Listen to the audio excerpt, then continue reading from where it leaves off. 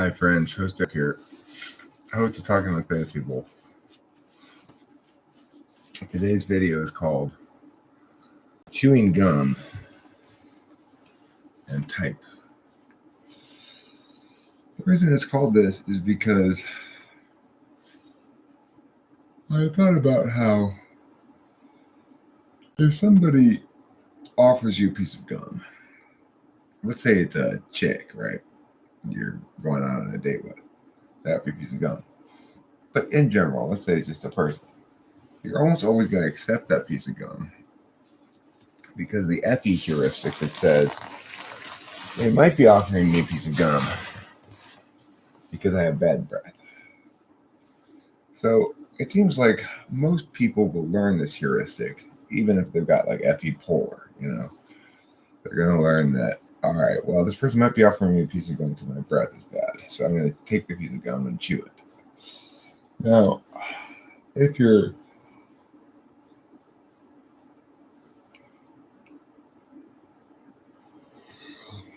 say you're NI-polar, however, FE8 like an ESTJ, they still might learn that heuristic, but they're more likely to gauge on their experience with the individual person. So if I offer you gum every once in a while, then it might mean that. But if I offer you gum all the time, then it probably doesn't mean that. It's just something I do. I always chew gum and offer you a piece. Anyway.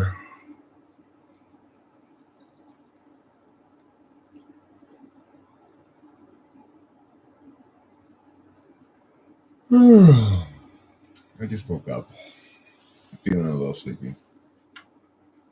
Or a little yawny, I guess you'd say.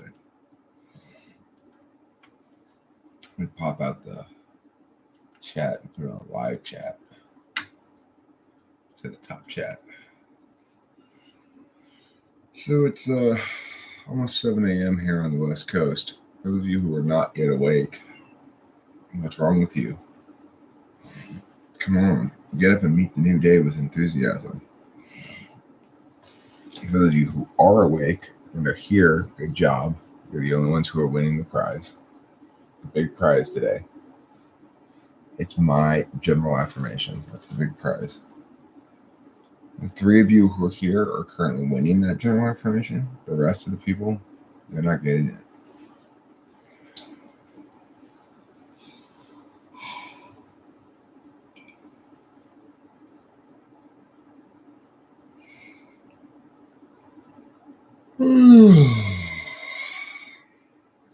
Pull this bomber up.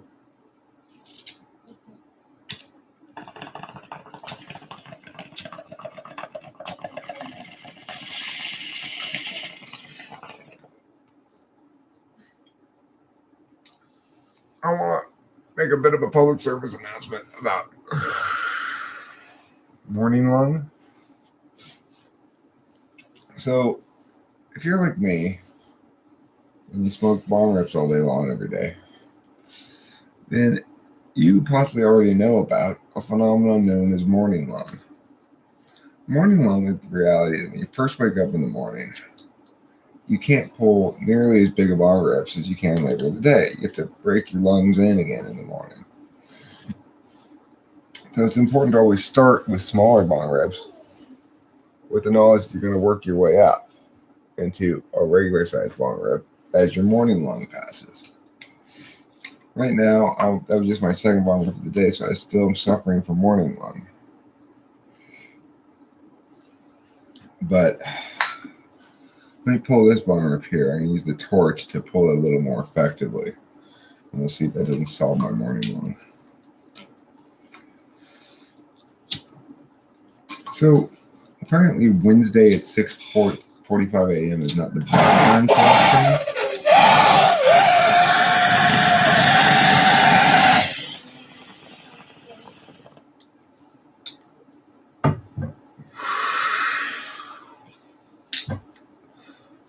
I need a new bowl for this bong.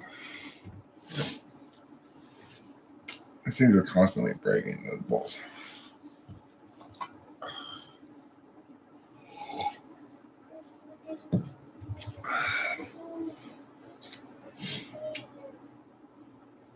As always, I am open to responding to questions, queries, complaints, concerns, and comments in the chat. You know, I don't know if you guys are aware of this, but I have an impressive kitty hero. Rachel knows. Rachel knows what it means to have a kitty hero. Her name's Pee. She's a kitty, and she's a hero. She brings heroic levels of kittydom into the house, and she says meow to me, all kinds of shit like that. Rachel, do you remember that one time the kitty said meow to me? I do. Yeah.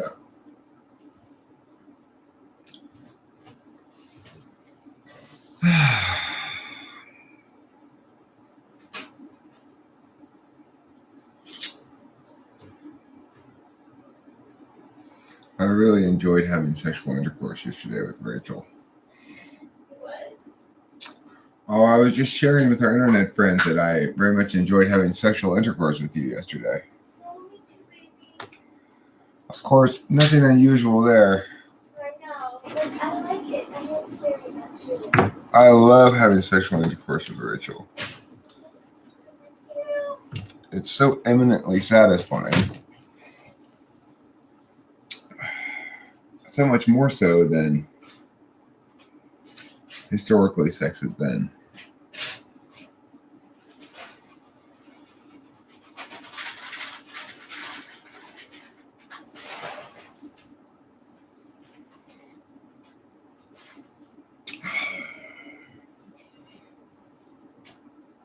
But you know, that's why I have that rule that if you want to be my girlfriend, you have to be willing to have sexual intercourse with me. Turns out that rule has paid off for me. It paid off in raw, passionate sexual intercourse. You know, there's a Catholic priest retreat in Sierra Madre that many years ago apparently chose the very unfortunate moniker Passionate Fathers. It's the Passionate Fathers retreat. If your priest gets a little too passionate, they send him to the Passionate Fathers retreat. Like, why choose that name? It's so suggestive of sexual stuff, you know? But you're supposed to be a Catholic priest that doesn't engage in that kind of stuff. So you're just begging for trouble if you name your retreat Passionate Fathers. Do you really want your father to be passionate? How about, enthusiastic? Wouldn't that be better? Enthusiastic in his ministering would be fine. But passionate? I don't know. It's like, why don't they just call themselves the Lustful Fathers? The Lustful Fathers retreat. We a bunch of lustful fathers. Anywho, I still have the same 4 people here. Not very popular live stream this morning. As we come up upon 10 minutes, I still only have 4 people. Well, I want to say thank you to each of you 4 people. D-Love, thank you for being here. Aww. You're a special squinty grin face, or diagonal squinty grin face 3 times. I want a diagonal squinty grin face 3 times right back at you, D-Love. 1, 2, 3. There. Except I did it with my real face. That makes it like at least twice as valuable. Okay, 1.5 times as valuable, maybe. Well, thank you for the thumbs up. I'm assuming that's from you, D-Love. I appreciate that. I did one too. Oh, maybe that was you then, Rachel. D-Love, have you thumbs up yet? After all, I did squinty grin face at you 3 times. I think that deserves a thumbs up if you haven't yet. time for a bong rip. And if anybody of the 4 people here, I guess Rachel's here, so she's one of them. So she's right here too, so she doesn't really count. Had any comments or questions, please feel free to voice them. This is a great thing about my experience with YouTube for a long time now. When I first started this channel, I used to put up these announcements that said, like, I'm in the GoToMeeting room. I want to talk to you. I want to interview you or whatever. If you want to talk or interview or be interviewed or anything like that, just come join me here and we'll make a video together. And I would wait sometimes in those rooms for somebody to show up for a long time and nobody would show up. I'd just go, well, nobody showed up. And, it's like, that's what's required of a person to be successful on YouTube, is to not be susceptible to the FE stuff that normally would cripple somebody, or the FI stuff that normally would cripple somebody. Namely, if you go and you put yourself out there like that, like, hey, I'm in a room, I want somebody to come talk to me, and nobody shows up again and again, most of the time, people are going to quit doing that. But I never cared, really, because I just thought, well, I'll just try again tomorrow or something. I don't know. Try again later. I was always doing something else concurrently while I was waiting for somebody on the computer. I never felt like I was wasting my time.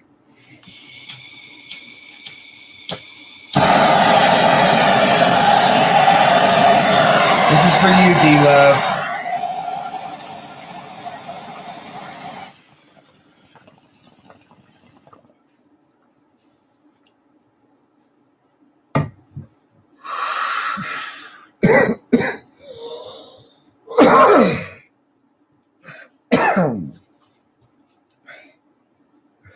I need to get a new bowl for the bong.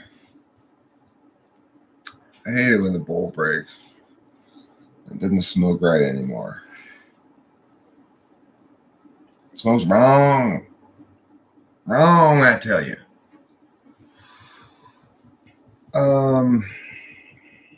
So, what else do I have to talk about while I wait for people to show up and engage me in some way that takes the need to generate momentum away from me and places it in the hands of others? Well, I guess I'll talk about how the fact that being an ENTP, you're being an extroverted intuitor in general, especially extroverted intuition with TI, though, ENTP, means being very reactive, like being very much a counterpuncher and liking to work off of shit that's in front of you. Obviously, there are plenty of occasions when I generate some sort of meaning object from scratch to finish. But that's why I like live streaming so much, is that I just normally just get to roll off of what people say in the live chat. It makes it super easy, because that's the ENTP in their most natural environment, is just counterpunching constantly. Reading something, responding to it. And a live stream allows me additionally to pick and choose those things in the live chat that I want to respond to, ignore those that I want to sort of just take full advantage of the positional advantage that one has when one's the person talking and dealing with only other people in text. Now, YouTube in general requires, I guess, some tough skin, or a willingness to engage in some bruising exchanges, because I've noticed in dealing with some other people just how much of a challenge some of that negative shit poses to them. Like, it's not easy for a person to put themselves out there and then face what appears to be withering critique. It's really just like haters or spite or whatever, but it's positioned as withering critique. For an NI user with FE like an INFJ, they're going to be very aware of the aspects or the truth in what's being said, and also how much of that truth plays. So there's always going to be some truth, some little shred of truth to almost every critique you face.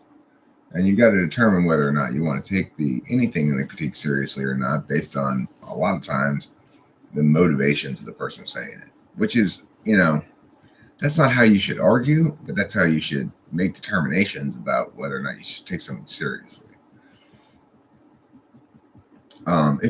If you have doubts, I mean,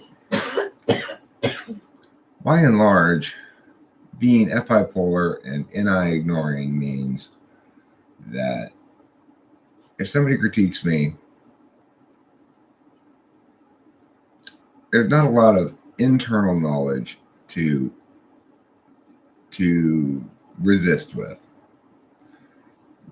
In other words, I know who I am, you don't know me, is not in my playbook, really. So as a consequence,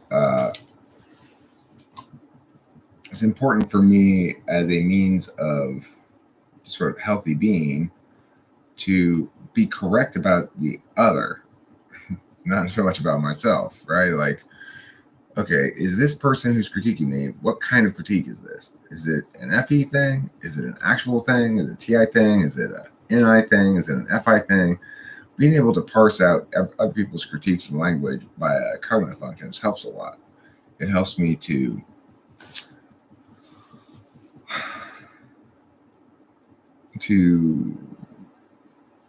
put things in their appropriate place and to weight them appropriately.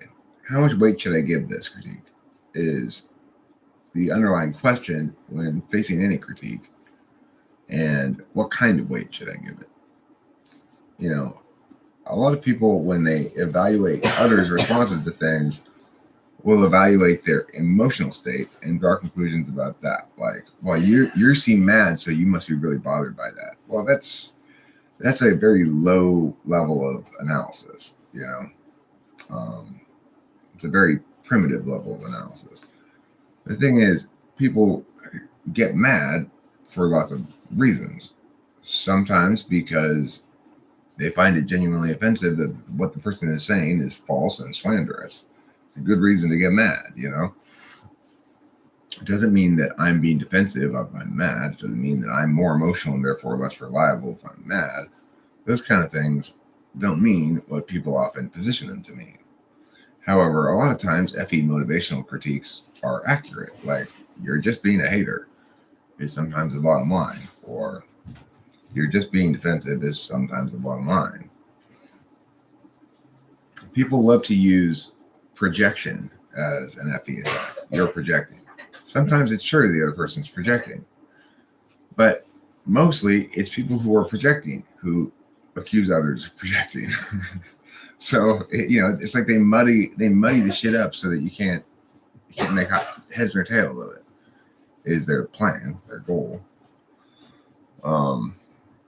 It's like that guy who came into the live stream last night, 1510. IVX. So he didn't have any good critiques to make, right? Like, he didn't have any successful critiques to make. He didn't actually have a position that was worth listening to. He didn't say like, hey, Eric, I found something in this I think is a problem. I want to run it by you. And I think you're going to agree that mechanically this kind of disrupts what you're talking about. In which case I'd be like, uh-oh, let me hear it. The person might or may not be right, but I'd go into listening to it with a whole different attitude, right? This guy came in with critique saying like, well, it's just an educated guess. Just basically trying to position it in an FE way as shitty, right? Without actually making any arguments, without having any position, without having anything of value to say. That person is clearly just a hater, spiteful, And the nice thing about the spite monkeys, though, when they come in here and they try to shit on stuff, is that they invariably make me look better. It's like, because the shit they're accusing me of, thanks, D Love, inspirational, loving, and funny, very unique, and one of a kind. Well, thanks, D Love. And personally, I don't mind the redundancy in the last sentence at all. I'm both unique and one of a kind. That's spectacular. Thank you. What was I saying? I was talking shit about haters. That's right. Well, it's like I got nothing else to talk about really except what's on my mind about random shit like that guy last night. I mean, I want to know who that is, right? Is it somebody I already know? Is it some new hater? Is it C.S. Joseph trying in vain to, is it Becky? Is it, who knows who it is? I don't know. It could be some brand person I've never heard of before. Like, what motivates that person to come in and try their hand? I mean, I don't mind people coming in and trying their hand. I get it. Like, this guy thinks he's the fastest gun in the West. I'm going to go in there and show him. Totally get it. But, like, he didn't have anything, When you come in, well, I don't give a fuck about that guy one way or the other. What I'm saying, though, is it astonishes me somewhat that if you're going to come in and try to do battle, have some weapons, right? Bring a gun, bring a knife. Don't just show up with like a feather duster and try to start a battle with me. He has nothing. And that's how you know they're just pure haters. They got absolutely nothing. Horse mumbler is correct.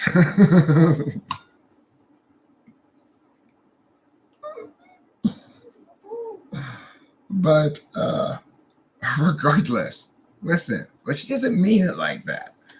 D Love doesn't mean one of a kind when she says unique. She means distinct from everything else. Oh, horse mumbler.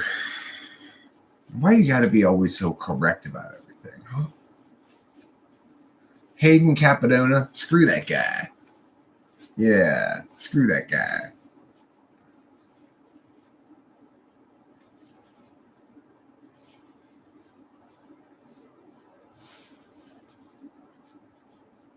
Yeah. Okay, so let's see. What am I talking about today? Chewing gum? Provide an argument against cannibalism?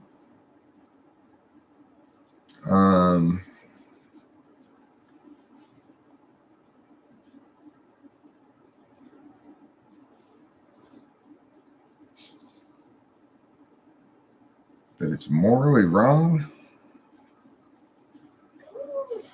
I mean, you have to argue by a special pleading that it's specific to the species, that there's some sort of implicit obligation one has that's biological, that's special or speciesal. That the duty stems from almost universal consensus that to treat other human beings as food is to use other human beings as a means to an end. Now, you might say if the human being has died already, that then, like, you don't kill the human being, you just eat their dead body that died already. Then you would say it's one has a moral obligation to basically take care of oneself, I guess. And if they've died already, then they're not safe to eat. It's not good to eat animals that died of natural causes because they're diseased or something, That's why roadkill is okay, but finding a dead deer in the forest is not.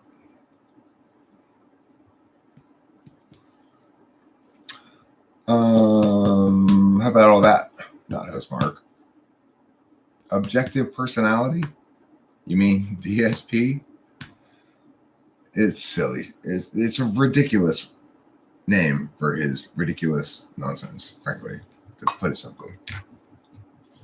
It doubles down on the ridiculousness, which is always a mistake. Don't double down when you're wrong. Naming your shit objective personality when you're wrong is textbook doubling down, clusterfuck failure. The only way that cannibalism would solve hunger and overpopulation is if you killed the people you ate. I dropped in to listen for a few on my break, but I gotta go. Got it to back. Later, guys. Bye, Eric Moore. How very considerate of you to inform us of your arrival and departure times.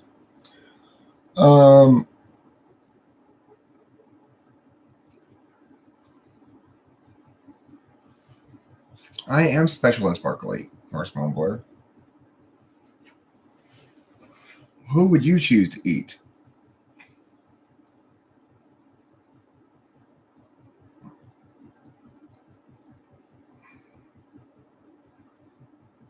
We are meant to take from things further outside ourselves, other animals and such. I agree. I mean, we are meant to is not a very strong word, but I agree with you that it's the case. Human meat is hazardous for the health of human consumers due to genetic similarity. It puts one at risk for developing autoimmune diseases. And, plus there's the point that you either kill the people before you eat them or you're going to eat diseased meat of some sort, like bad meat. Nobody dies of natural causes that doesn't have something wrong with them that, generally it ends production is my point. I mean, the thing is, obviously, if you're the question of cannibalism ultimately becomes a question of killing people, or that point is not relevant there. Americans are too salty to eat. Everyone else is too bland, therefore do not eat people. Fair. Good logic. It stops the process of making new body, keeps production within the human. But the point is not, host Mark, for most people, they would eat things other than human beings almost all the time. Unless you're talking about, you can't possibly feed the entire population cannibalistically, right? You can't have a species that only eats members of its own species. That species wouldn't last very long. An interesting idea, a species that only eats members of its own species. I guess you could, if you like. It seems like spiders, for example, have so many babies that there could be other spiders around that just eat those babies. Now, granted, the females would have to sort of die every time they gave birth. It would have to be a species that a male ate half the babies of every female. Yeah. Well, right. But the thing is, that's not the point if you're only talking about eating people who died of natural causes. Because then you're just expanding presuming that the dead body, the corpse of a human being is no longer human, so to speak, right? Horse Mumbler's got a good point. You can put one step in between it. Feed the humans to the pigs, feed the pigs to the cows, feed the cows to the goats, milk the goats, and make cheese out of that milk. That's how you convert long pork to the short kind. The problem is that if I dislike someone, I don't want to touch them, let alone eat them. And if I like someone, then I can't bear to kill them and eat them. Well, see, that's the point about the killing part, right? Is if you're killing the people, then the moral question needs to be addressed before the cannibalism question. The whole question of killing people for the purpose of eating them is obviously wrong. Because that's the textbook deontological using another person as a means to an end. That's as means to an end as you get.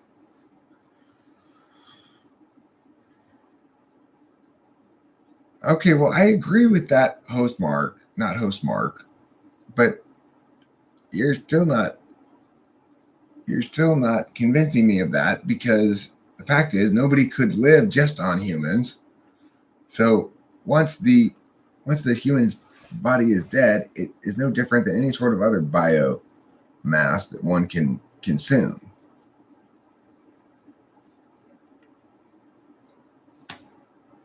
Who do I eat? I don't want to eat anybody. I don't want to eat any people. I don't even want to eat monkeys. I also don't want to eat porpoises. I don't want to eat any whales. I don't want to eat panda bears. I don't want to eat a lot of things I don't want to eat. I don't want to eat squirrels. I don't want to eat. Nicolay Che says, cannibalism in humans is known to cause liver cirrhosis over time. It's not a sustainable diet. Good to know. It's just an occasional treat, okay? You can't eat that shit all day long.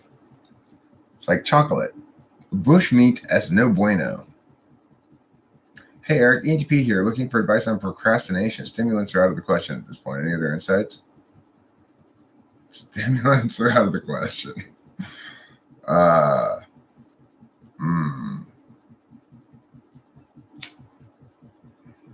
No, I'm not eating any manatees either.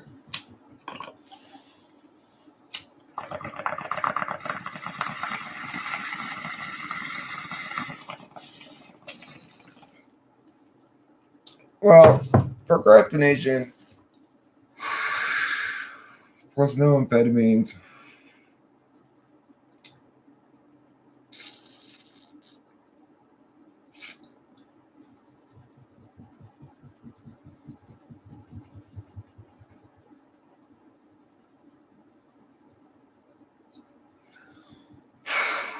I mean, the bottom line is you got to just sort of start the thing, right? That's the thing to remember. Start the thing, get a little bit of momentum, and things at some point will sort of fall into place and you'll get shit accomplished. But when I'm talking to people, my eyes tend to dart all around the room. Would you link this more to SE or a fourth slot FE?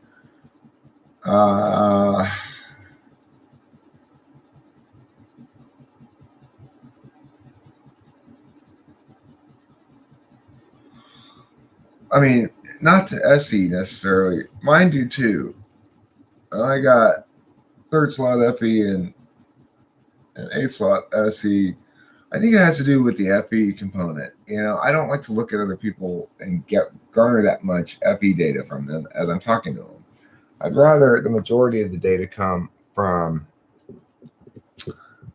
words and the minority of it come from visual cues and other corollaries like that.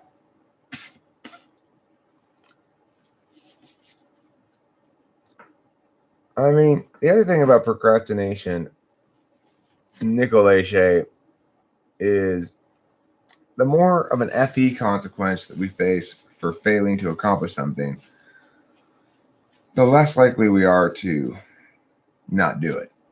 So, for example, if you know you're going to give a presentation up in front of a large group of people, you're pretty sure to get that one accomplished. Whereas if you know you're going to not face any big FE consequences for not doing something, then you're less likely to get that accomplished. Phage Katarina. Cows are vegetarians.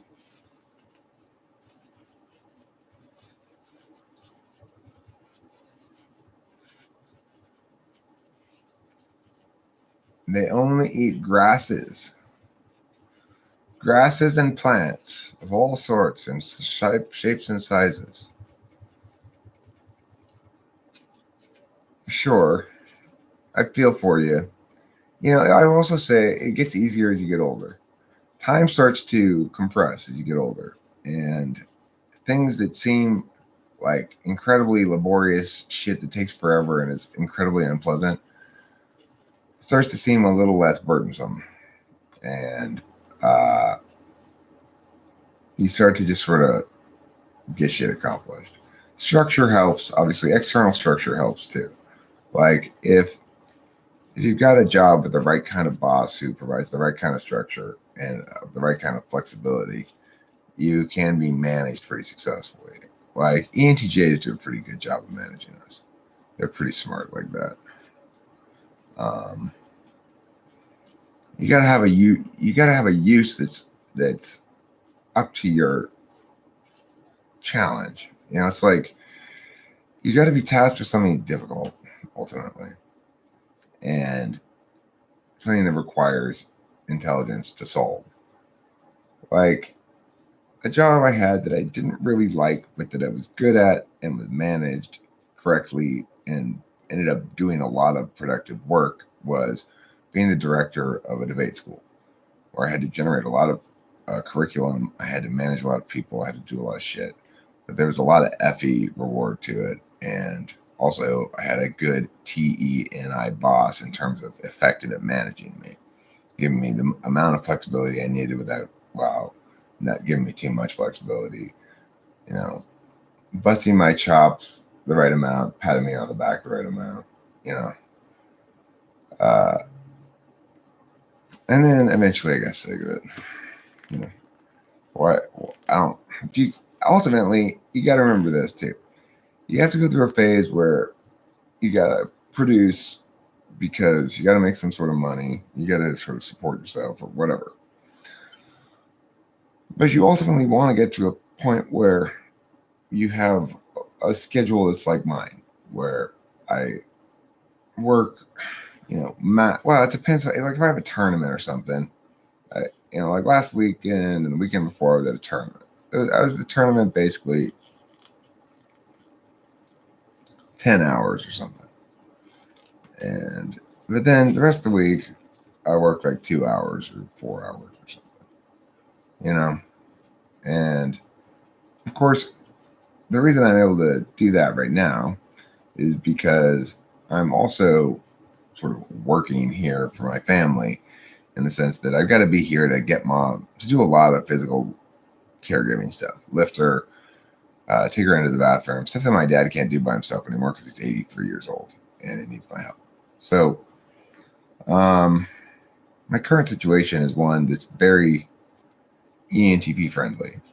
I have a lot of flexibility. I have a lot of playtime. I have a lot of rest time, which is super important. And I'm sort of constrained by a schedule of mom.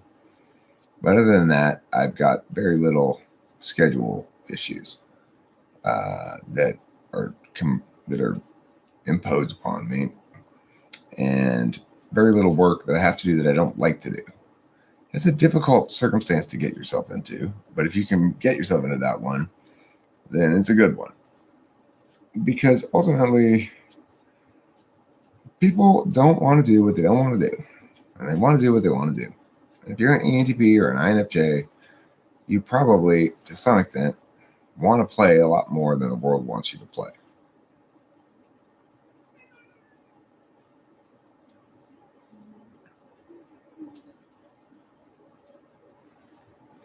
Well, okay, but there are a lot of species of insects anyway that sometimes eat their own kind that don't seem to have any problem. Right? Chickens eat chicken. They don't seem to have any problem with that. How often do you get upset with debate judges? Is it normal for you to say the judge screwed you? No. I mean, the thing is, you got multiple rounds. The judge screwed us in the last 2 tournaments. The last one, I think we got sabotaged. It was one of the judges ranked my kid. My kid got second overall in the tournament in speaker points, and he had the highest total speaker points in the tournament. One of the judges in the last round gave him 26 point something speaker points, which is below average. Gave him the loss. Had no meaningful critique as to why.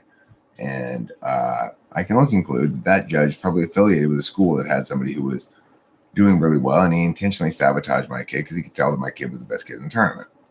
That occasionally, very rarely, happens. And I suspect it's what happened in this last one. After all, despite that 26 point whatever that the judge gave him, which is, again, below average speaker, he still had the highest speaker points in the tournament, and although he got second place in speaker points overall because they went on one high-low, which is normal. So that's fine. That was fair and everything. He got second place in speaker. If that one judge hadn't screwed him, he would have gotten first place in speaker. But the fact is that judge disagreed with 11 other judges, basically, who scored my kid, suggests that he was wrong, right? There were 12 ballots in total. That guy's ballot had the lowest speaker points and was dramatically lower than almost every other ballot. There was another couple of ballots in there that had lowish speaker points too. But by and large, since he did so well, you can tell that judge was wrong. And shit happens, you know. I see it as a karmic layaway plan. We're paying off some karmic bullshit now, and in order to get a smooth ride sometime later. Because like sometimes it works the other way around for me, where a kid gets a smooth ride, gets a bunch of scrubs all the way through, gets a bullshit decision in his favor in the final round, and wins the tournament despite not being the best debater there at all. So, you know, I've been doing it for such a long time. I'm pretty philosophical about it. I also am very satisfied with that tournament, the last one, even though we got screwed, because the kid knew, the parent knew, I knew, and everybody we hit knew that Jeffrey was more prepared, better understood all the arguments, and was the best debater there. So as a coach, I've got clients who've got nothing to complain about. They know that the father's smart. He's a smart guy, and he can tell. And I can rely on him when he says whether or not Jeffrey won the round, or whether it was close, or whatever, or what Jeffrey did wrong. He's eager to look for things that Jeffrey's doing wrong. So if he's telling me it was a bloodbath, I don't know what the fuck happened, then in fact we got screwed. So am I a city person? Yeah, I'm a city person. I like going out in the wilderness.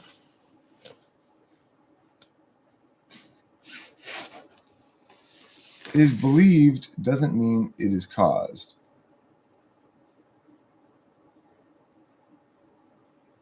Okay. I gotta smoke a cigarette.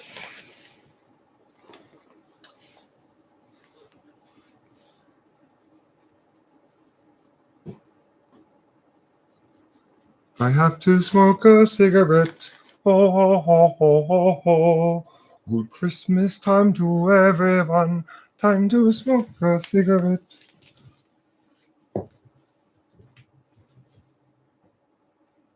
If you love Christmas and you love smoking, you'll love Marlboro's new Christmas cigarette. The Christmassiest cigarette you'll ever smoke.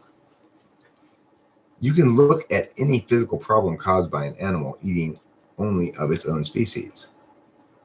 I don't think no species eats only of its own species. No animal eats only of its own species. there's no species that just eats itself. That doesn't make any sense. How could that even possibly be? How could there be a species? Well, I've already described it. Look, if there were to be a species that only ate members of its own kind, it would have to be like the males eat half of the babies, the females die when they give birth, or something like that. All right?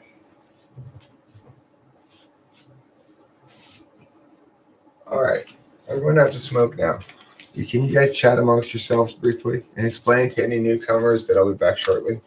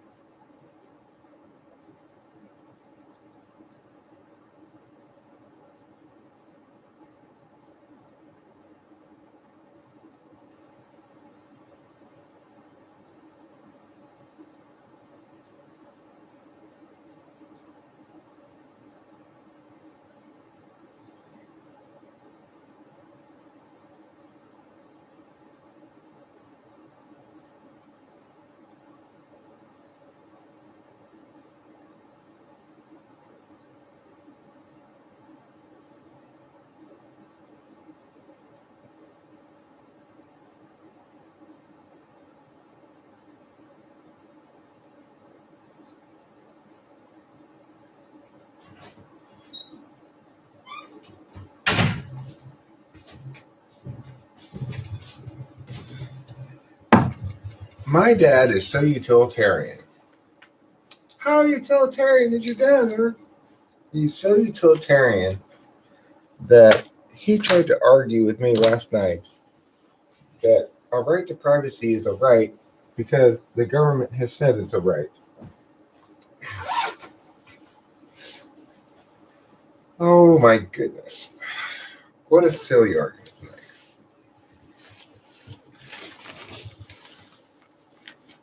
There is no right to privacy, okay, everybody? There can be no right to privacy. If you have a right to privacy, then if you're getting into an argument in a public space and you want everybody else to stop listening to you, then they need to go away. So obviously people can't have a right to privacy.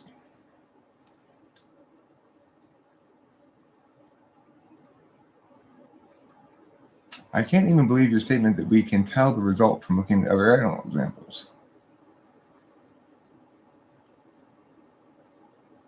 Well, people do feed things to cows that they probably shouldn't feed to cows, and cows will presumably eat those things. I think what Mark's saying is that people have ground up cow in their cow feed, then that might have caused mad cow disease.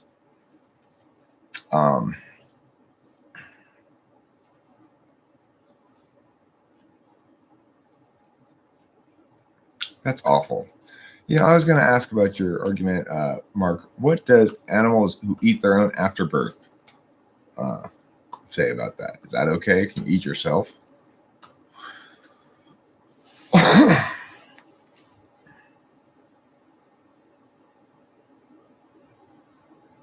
that's another awful story, Brian Goss. Can we please stop with the awful stories?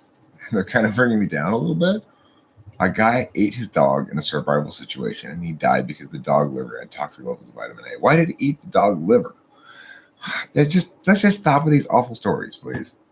I don't want to hear any more about starving cows or guys eating dogs. It's very depressing.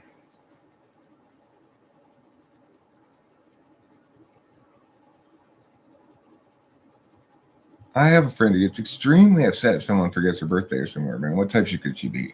SFJ. ESFJ, probably. They have just their experiential knowing. They're a knowing eye.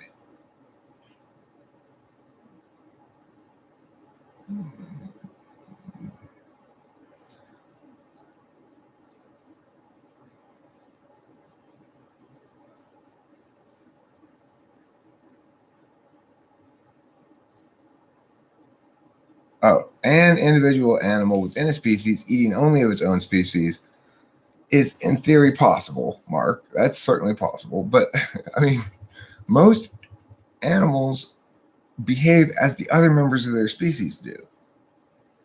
So if they eat of only their own species, then that would be normally the norm for an animal.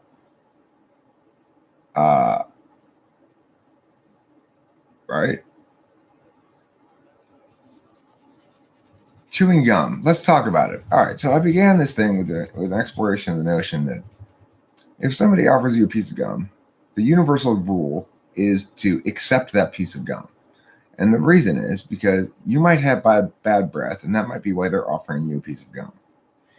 Now, this is what I would call an FE heuristic. Now, especially it's true if you're on a date or something and the girl offers you a piece of gum, then you definitely take it because that means she's going to kiss you probably. So there's a lot of FE shit that goes along with gum in that regard when it's being offered. What I'm talking about, not when you decide to chew it yourself. So it occurs to me that in some instances, however,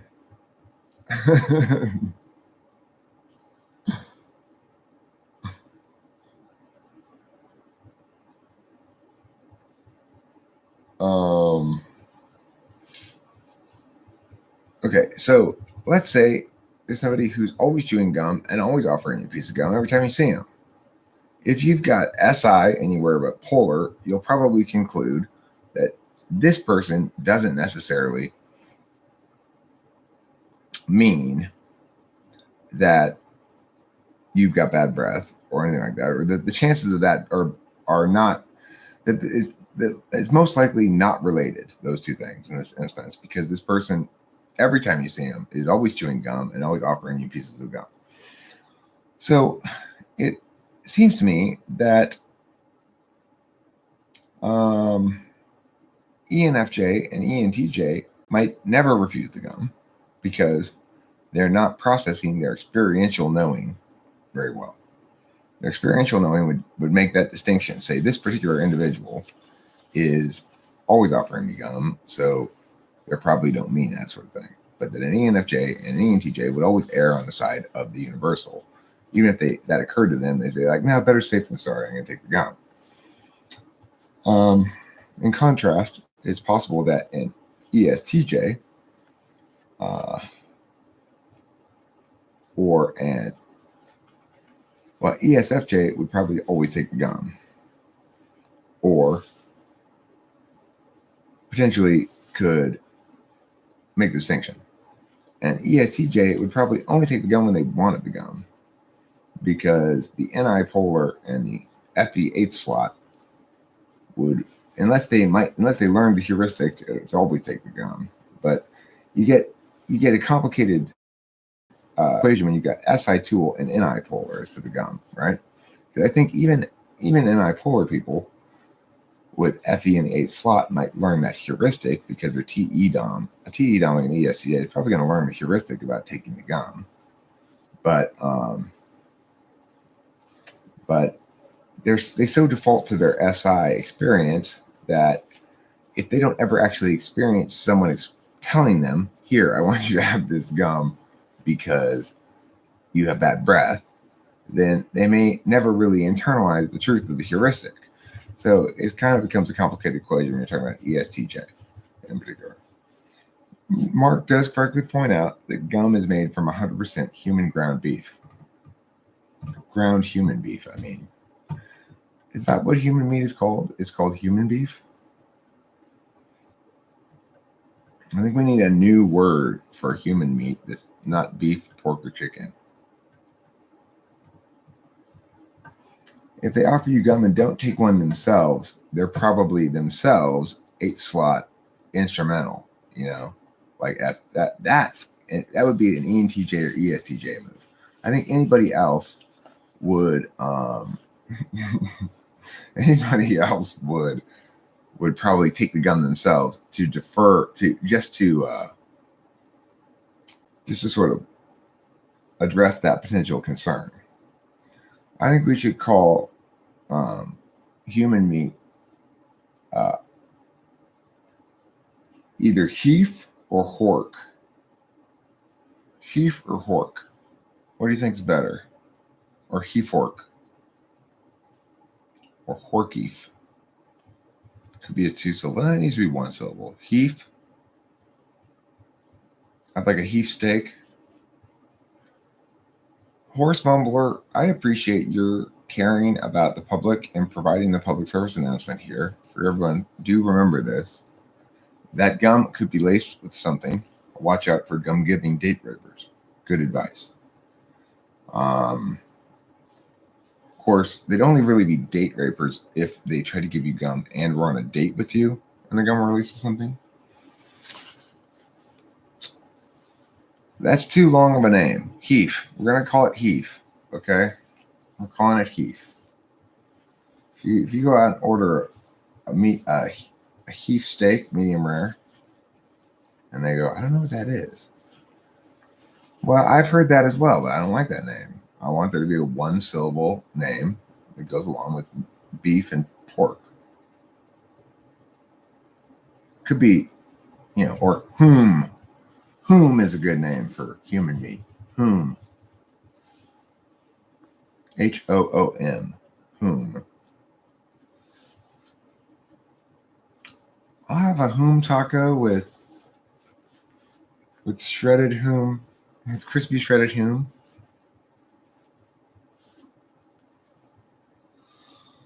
Whom lingua. That's human tongue. You think heaf sounds more marketable than whom? Okay. Maybe heaf is the brand name and whom is the actual name. Okay, so beefy. When you see a muscular person, you refer to him or her as beefy. Sweeney Heath. Sweeney Heath. What's Sweeney Heath? Is that a special kind of Heath? Is it a brand of Heath? Heath is definitely the word. All right, Heath. Heath it is.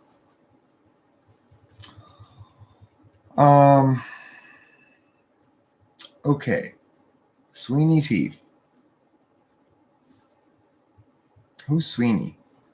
Is he the Heath King? Heath is the plural of hoof? Is it? No. Hooves is the plural of hoof. Heath is the plural of Keith. If you have multiple Keiths, you have Heath.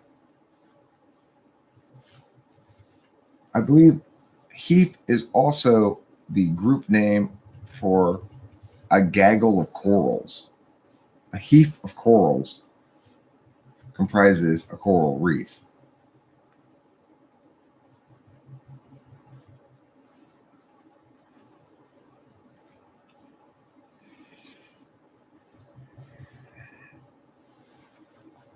Now, if you're talking about a group name for heaths, that would be a cavalcade. A cavalcade of heaths is if you've got a plate full of different cuts of human flesh.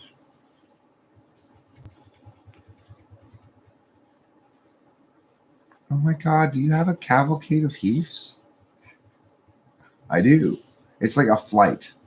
It's like a flight of tasting in a tasting. You're going to have a flight of beers or. Heath is delicious. Heath does not sound too much like Heath.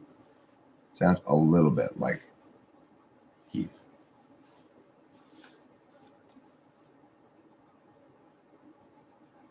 Heath's?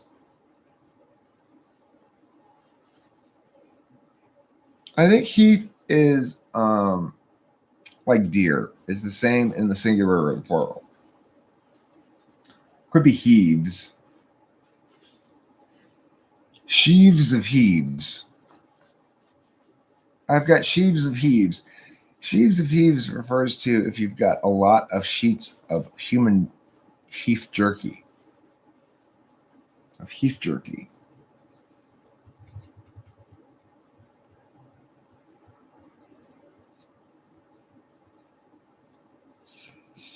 So I think it's fair to say this live stream is rather leanly attended.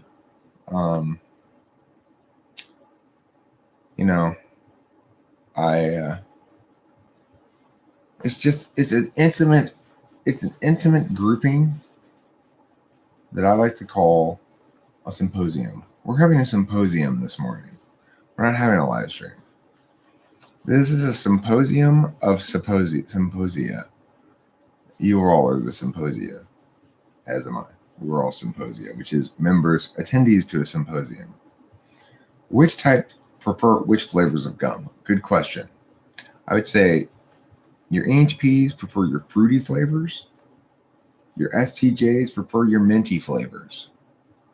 Your NFJs, you're going to be more of a cross of mint and fruit.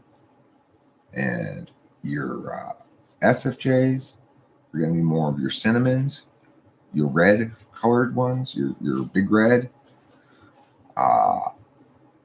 Let's see, your NFPs, it's the strange flavors like the Harry Potter flavors like poo and dirt. NTJs, they like their gum to taste like power. Power and utility are the two favorite flavors of gum for NTJs. Tastes like power.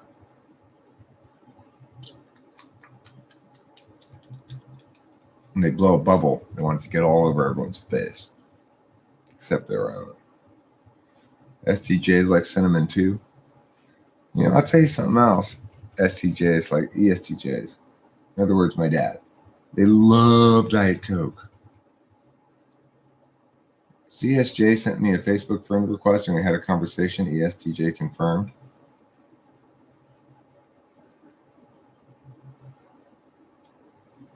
Yeah.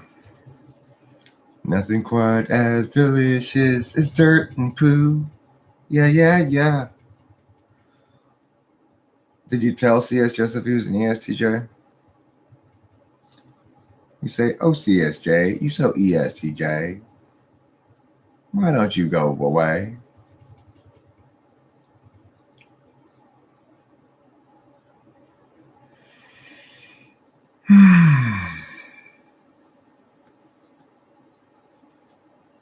I think I'm going to smoke another cigarette now.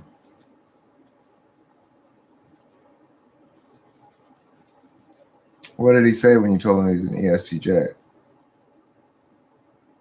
He unfriended you? Favorite flavor of gum for ISTP is the taste of winning? Yeah, probably. And for ESTP, it's the...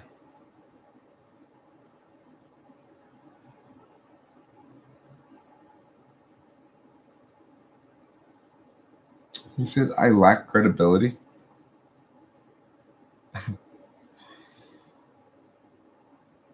Why? How?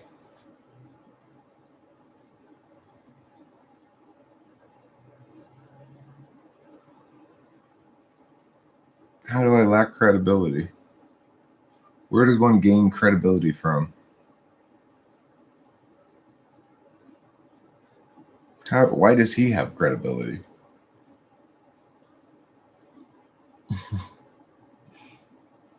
What a silly guy.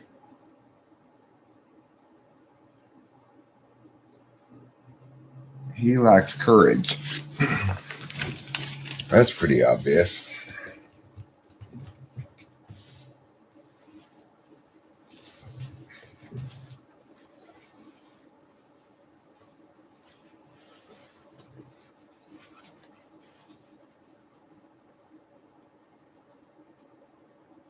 I'm inconsistent. I'm not inconsistent at all.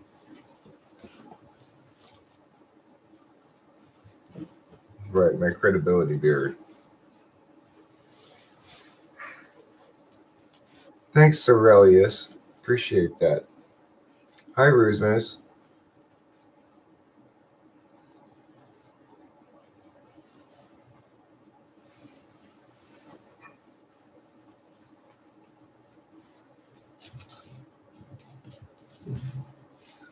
Okay, well, horse number, the name's already been decided, all right? It's Heath.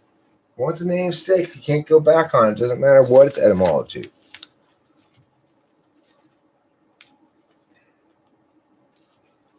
Well, you got to get them in actual conversation where they can't run, you know?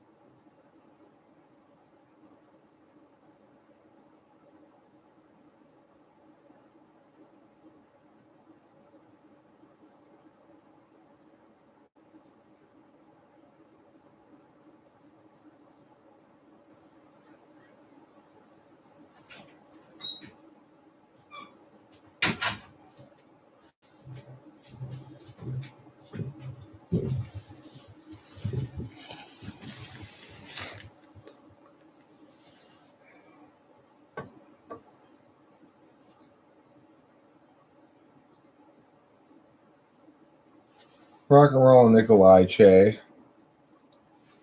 Nikolai Che. Nikolai Che.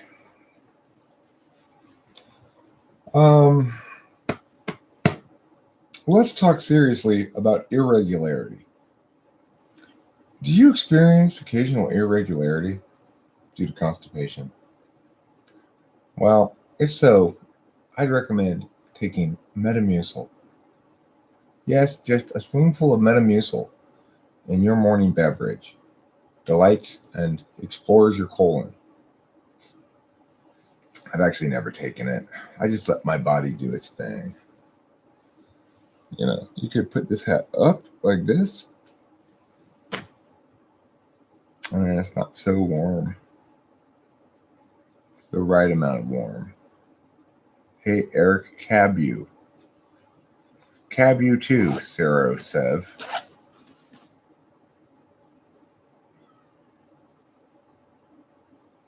Marlboro Reds. American Marlboro Reds, which are the only really, really good cigarettes there are. All other cigarettes fail in comparison. Your INTJ brother guessed my type. My type shouldn't be particularly difficult to guess. Now, if you are completely incompetent, like, I don't know, C.S. Joseph, you might think I'm an ESTP. But most ESTPs would probably disagree with you. Can I explain why cocaine and meth are not good for FI DOMs? Well, because the thing about stimulants or amphetamines or whatever, I don't know about Coke exactly. Coke's a little different, but is that the come down from them is experienced by most people by a FI. And how high up FI is in the stack means how awful it's going to be. For me, coming down from amphetamines is purely an SI experience, and it's quite a pleasant one. I just go to sleep and eat, and I might feel a little weepy, but whatever. Barely notice it. For an FI DOM, it's torture, apparently, and you can tell how miserable they are when they're coming down. And so that's why they shouldn't do it. And that's when you get in this like weird kind of addictive cycle where you got to have it or else you feel so bad, which is not me at all with it.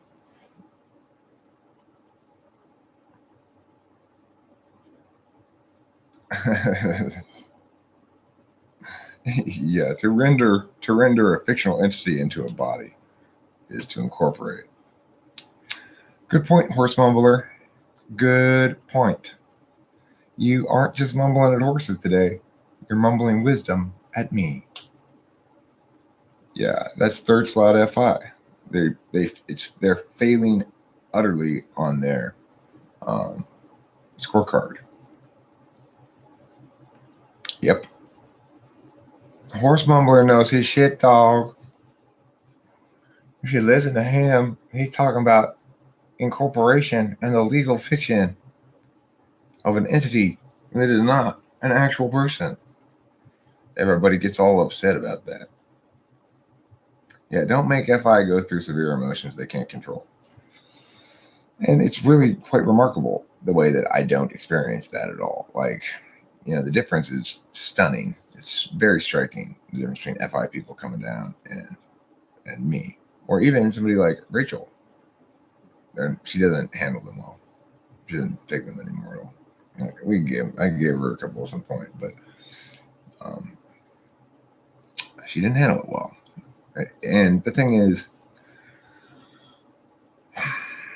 it's like it didn't really do anything for her either. It's like NI DOM doesn't seem to doesn't thwack the same way an any DOM does. I thwack productively, or at least semi-productively, generally quite productively even. And I enjoy being thwacked to a certain point and getting a lot of shit done, getting shit handled. I like that. It's satisfying. it's less consumingly satisfying than it used to be for me now, primarily because I do have this FI component in my life that's also very satisfying and strangely satisfying and new to me. I've never experienced anything like this relationship before, where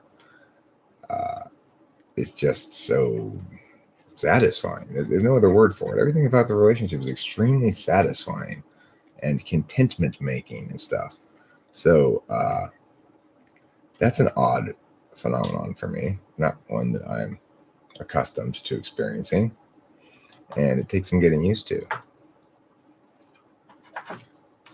But it also takes away somewhat from my desire to be actually productive in the conventional sense. Corporations are not full of dead people, okay? Those things that you're thinking of are called graveyards. It's a little different.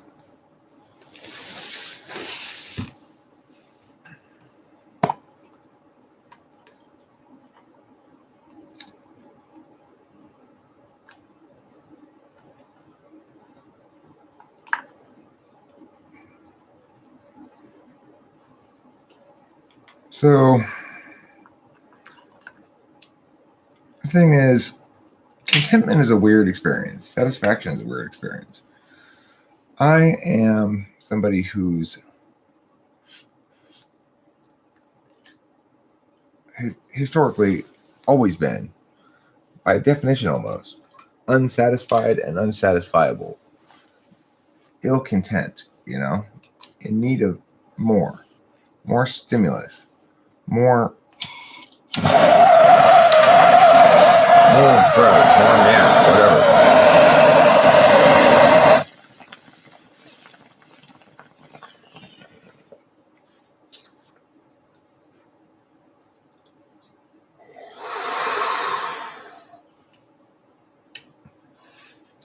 Whereas now I find myself a lot of times wanting just to lie down next to Rachel and relax,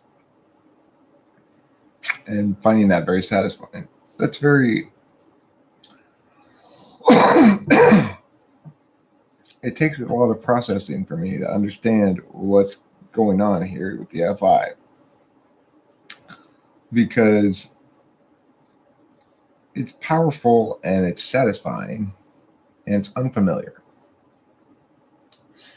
which means it requires a fair amount of my consideration.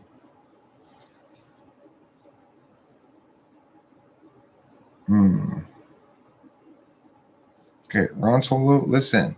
Mummies aren't cool. They curse you, they attack you, they rise from the dead. Don't trust mummies any more than you trust zombies. If you've got a boat full of mummies and zombies and you're wondering which ones to save, the answer is none of them. None. Zero. Let them all drown. And the good news is neither mummies nor zombies can swim.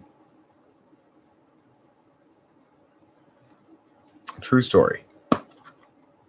True story. I'm a man who speaks a lot of true stories about true things. If you're tired of falsehoods and lies, you're at the right location, because I'm full of truth. I'm chock full of truth, and it's spilling out of my mouth like sewage from a sewage tank. I'm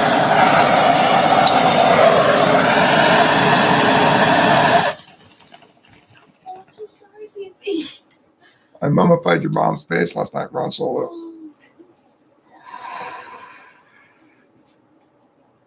You should go over to her house and look at it. It's all covered up in bandages. I've got more thumbs up than viewers. That's pretty good, sort of, or bad. I'm not sure which.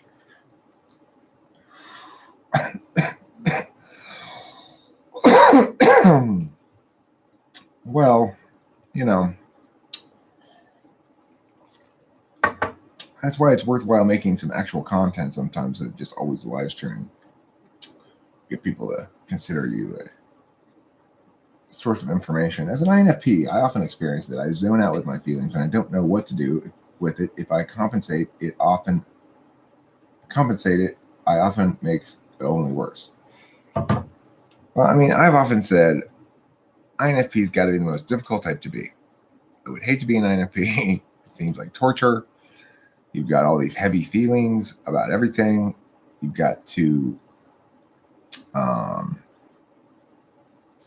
take seriously everything because everything's going to impact you as weighty. And at the same time, you're ideationally robust, which is to say you're able to see all the possibilities and all that kind of shit because it's your tool function. And it's got to be somewhat paralyzing, you know? Like, anytime you concretize shit, you got to deal with the actual weight of it. But you've got a tool function that is, by definition, most well served in a failure tolerant environment with lots of trial and error. But trial and error produces heavy consequences for you if it's error sometimes, you know, because FIDOM. So it seems like a very challenging type to be to me. And also, it seems like a type that it matters a great deal how their childhood goes. Like, if you were raised by a very loving family who wanted you to be you and validated your authentic understanding of the world, then you'll probably be very well adjusted. Whereas if you're raised by somebody who's trying to compel you to be something that you're not, then you're going to end up damaged. Sometimes I just wish I could be an ESTP. Don't we all sometimes wish that? You know? But the thing is, what I like to think, I often felt, I guess, insecure or threatened by ESTPs when it comes to chicks. Like, I'd always be concerned, you know. I don't want ESTPs picking up on my chick to seem to like have some sort of weird SE power or something. But the reality is, you know,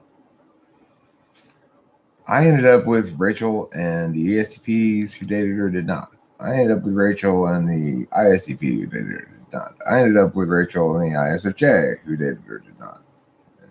And so forth, you know. So I don't really have anything to be threatened by because I ultimately won the only battle that matters to me. Mummies can occur anywhere with sufficient extremes in dryness and temperature. Zombies require a Voodoo practitioner or necromancer if of mystical variety, and a toxin or disease vector if mundane. That's a nice breakdown of mummification and zombification. 4141, thank you. We appreciate that.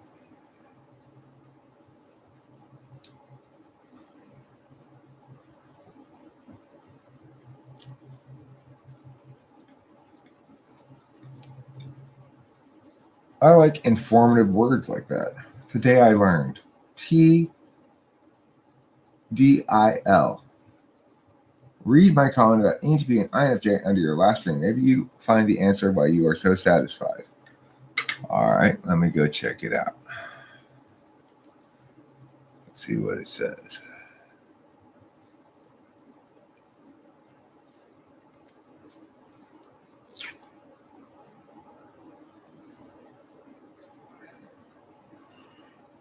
Are you talking about the one that's called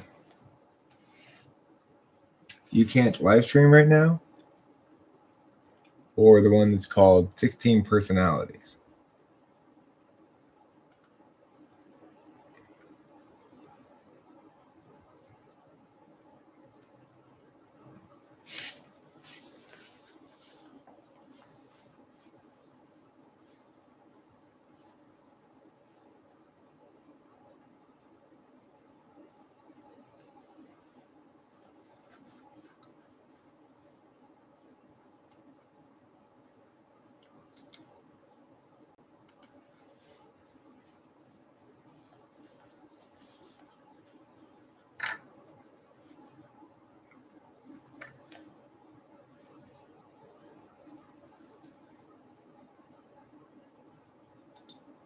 I have to read about that.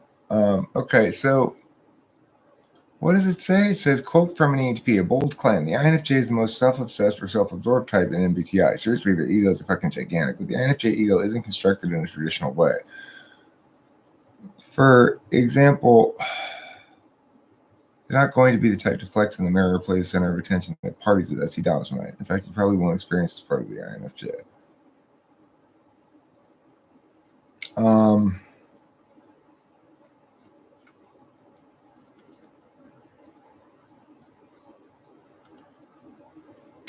Let me just respond to what I'm going to do here.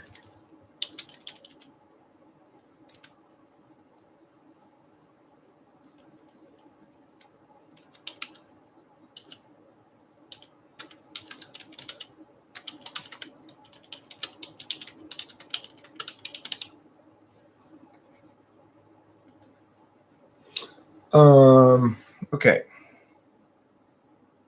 So I don't know. Okay, regarding that thing here, what you're saying about INFJs.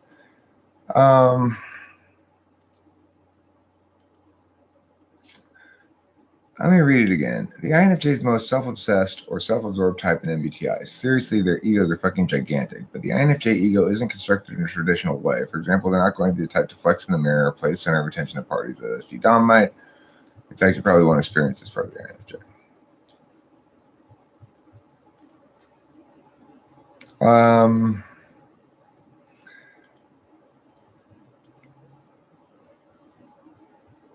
I would say, in response to that, that's a rather unnuanced understanding of the INFJ. I think that the thing to make about that is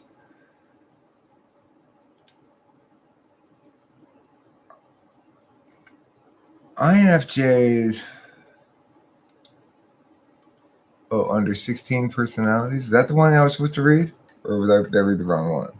I'll still respond to that one regardless. But let me respond. Let me see the other one. Maybe I read the wrong one.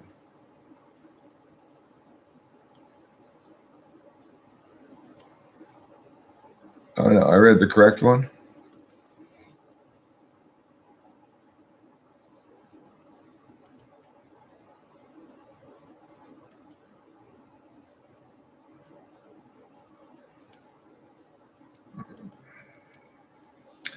Okay, so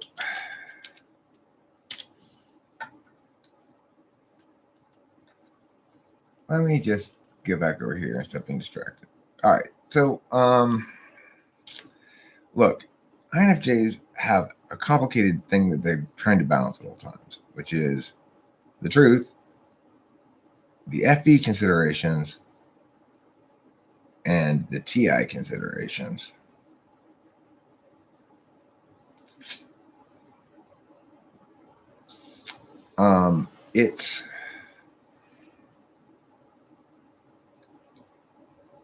It's a very different kind of setup than possibilities, FE considerations, TI considerations. TI and NE go well together, and they cooperate with each other perfectly fine. NI and TI don't go particularly easily together in the sense they don't necessarily cooperate. The NI truths are holistic. That doesn't mean they are invalidated by TI, but it means the TI is not particularly useful in validating them necessarily. Maybe some components of them. The FE tool function means being aware of how to frame things such that the other person basically thinks they're making decisions that they're not necessarily. You know, the perfect example being when Rachel asked me, like, which of these foods do you think keeps best in the fridge? She was managing the FE ground by trying to remove FE potentialities from manifesting. Namely, she, rather than like potentially address me going, don't throw that food away, that's still good or whatever. When I was saying I'm going to throw one of these away, we'd gotten this like nice food the night before that was really good, that I really raved about, and she wanted to throw that one away, and she wanted to keep the Mexican food. But instead of saying to me, I want to throw that away and keep Mexican food, she asked me, which one do I think keeps better or reheats better? Now, the answer was obviously Mexican food. Mexican food reheats better than a sandwich, you know? So, and that's FE frame using a TI logic or a TE logic, I guess, but basically using TI in terms of rendering it as a communicative argument to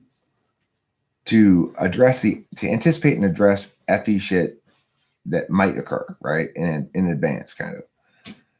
So to say that they've got the biggest ego, like that quote said, is to misunderstand them.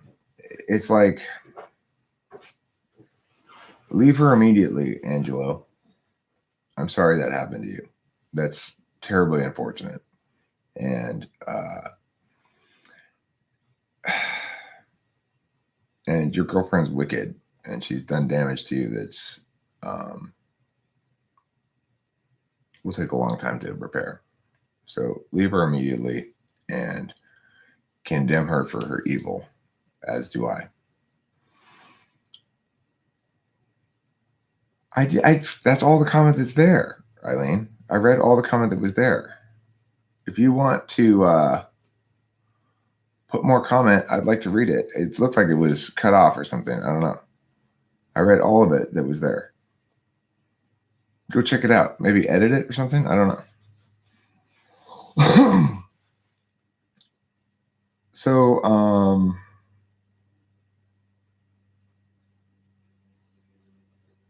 it probably also freezes better than a sandwich. Yeah, you're right about that. Horse mumbler. So anyway, that's the sort of complicated shit that INFJs are going through in their head all the time. And it makes them very FE focused. Contrary to the notion that they've got a big ego, I think the truer thing to say is they've got weak self-concept, as do ENTPs. Because they're very much not focused on themselves and their particularist experience. And when they do experience their particularist experience, they tend to convert it to NI. So it's like, if Rachel has some bad feelings, she runs the risk of sometimes jumping to some NI conclusions about the permanence of this as a pattern or something like that. That can, but because she's an INFJ, she can ultimately use sufficient SI to go, okay, the particulars here are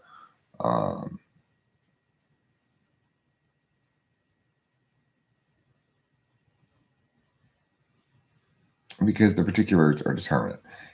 Isn't this hard for me for ENTPs? Or is it easier for you because you understand better than most? Is what hard for me? Dealing with the INFJ's nature like that?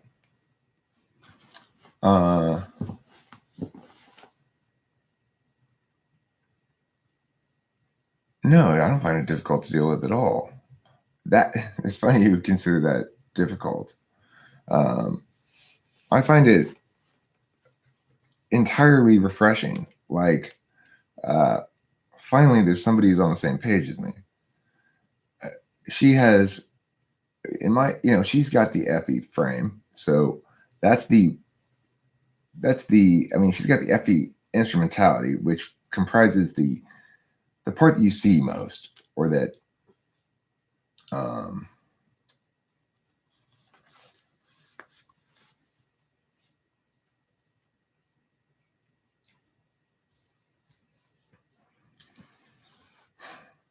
okay, so it's like in the restaurant last night. And I talked about this in the live stream last night. I'm going to repeat the story because it's revealing. There was a moment when we had our pizza and we didn't have any napkins. We had our pizza and our Coke, but no napkins. And Rachel did the normal FE thing, which is she said something along the lines of, boy, I sure wish we had napkins or something like that. And then I considered getting up to get napkins, but I was just like, no, I don't feel like getting napkins right now. And then when I actually got shit on my hands, and I had the SI knowledge experience of needing a napkin in the moment. Then I got up to go get napkins, but she got up at the same time. She ended up getting the napkins, and that was the end of the story. Came back. What is notable is neither of us considered asking the guy who worked there, who was quite close to us, to get us napkins. And the reason was the same. It was because we both figured there were probably napkins out front for the people to get for themselves, because the way the pizza restaurant was set up, that there might be napkins behind the counter, but there might not be napkins behind the counter. And we don't want the guy to have to go around the counter and get us the napkins from the front and bring them over to us when they're designed for us to get ourselves. So that line of thinking was basically the same for both of us and was underlying our decision making in that moment.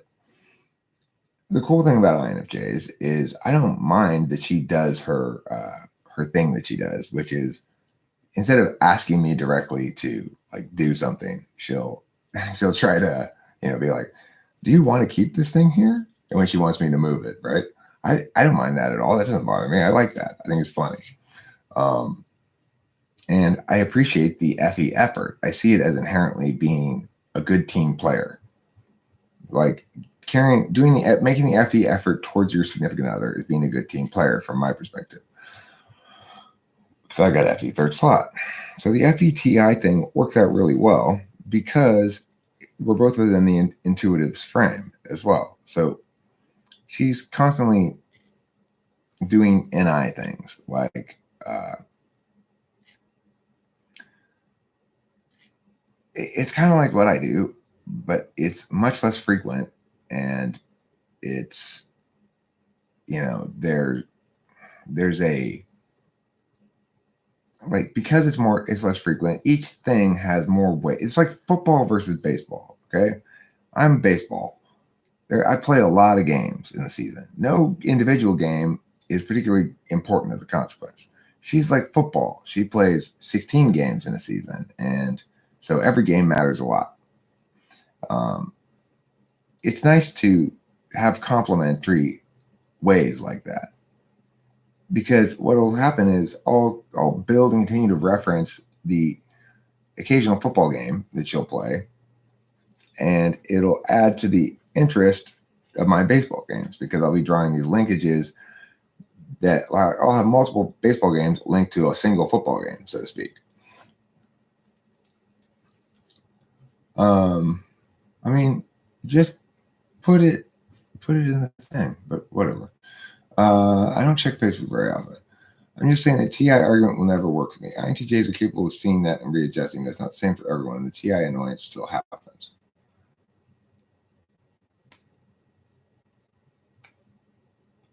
Well, I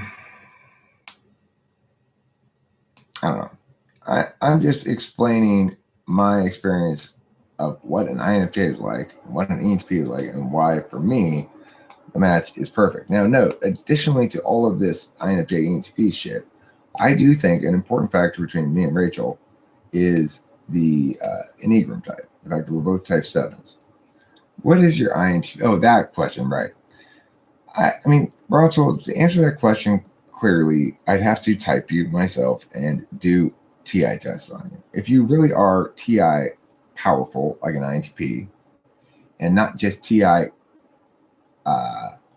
sneaky good, like an INFJ can be.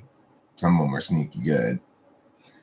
It depends how they have gotten habituated to expending their NI-TI combo.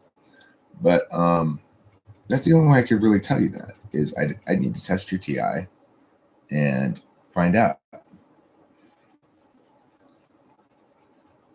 Usually when people say that INTP, INFJ thing, they're more likely to be INFJs than INTPs.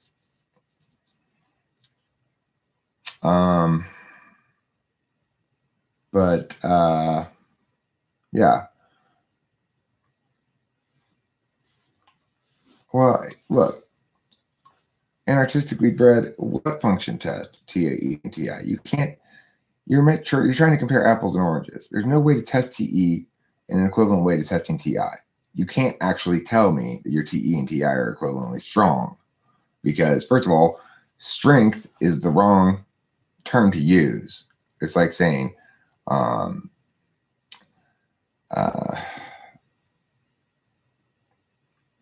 goals in baseball, you know?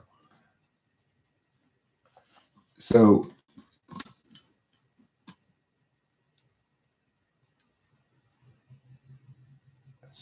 well, then you're probably an INTP. If you're what? So you're saying you're an INTP who identifies with a lot of INFJ descriptions? I mean, type descriptions depends who makes them, what they focus on, you know, all that kind of stuff.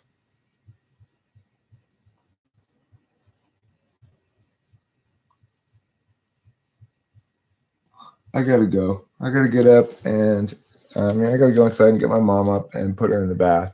Thanks for being here, everybody. Put her in the shower. Thanks for being here, and don't forget to eat plenty of cheese.